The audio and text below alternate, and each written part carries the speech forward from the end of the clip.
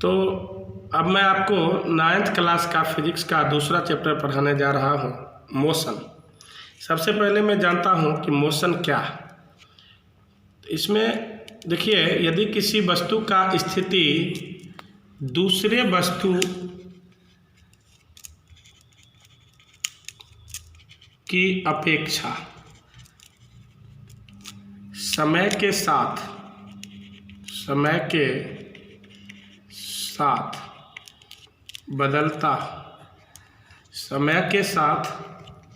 बदलता हो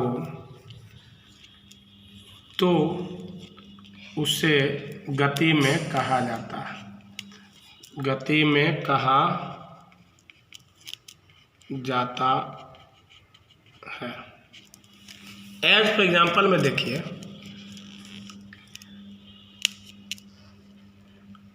ट्रेन के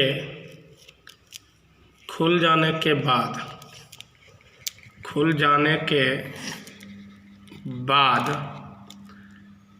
पटरी की अपेक्षा ट्रेन गति में होता है। अब बच्चों, मैं पढ़ता हूँ विराम का इंग्लिश होता है रेस्ट।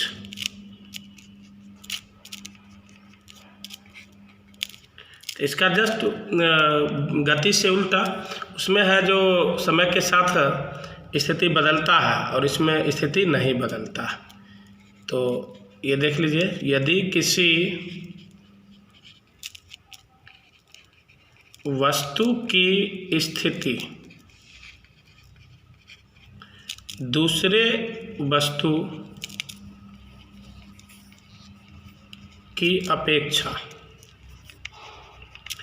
समय के साथ बदलती न हो तो उसे विराम में कहा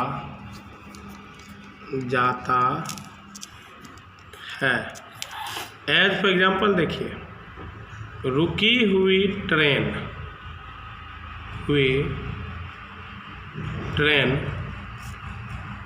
पटरी की अपेक्षा विराम में होता है। अब पढ़ते हैं गति के प्रकार।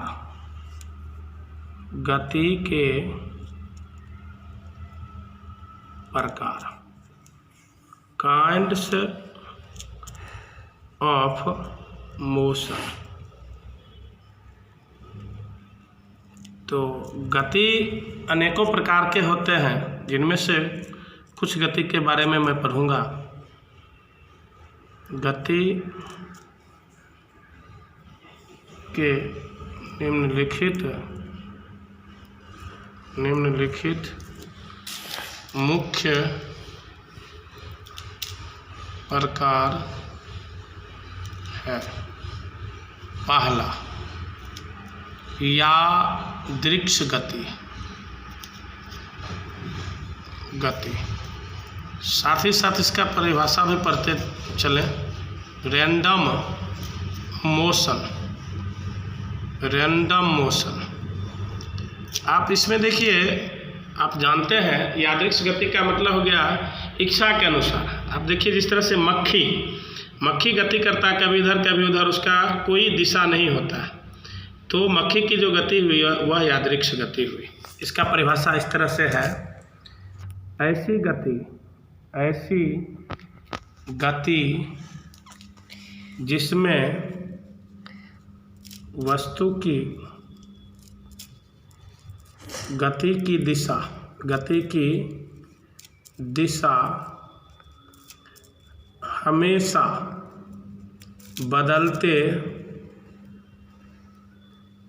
रहते हो बदलते रहते हों यादृक्ष गति कहलाते हैं। यादृक्ष गति कहलाती है। एज फॉर एग्जाम्पल में मक्खी की गति।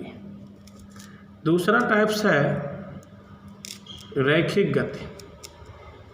रैखिक गति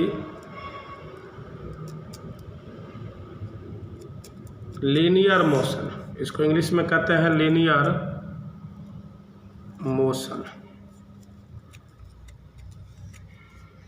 लीनियर मोशन ऐसी गति जिसमें कोई वस्तु सरल रेखीय पथ पर गतिशील हो। रैखिक गति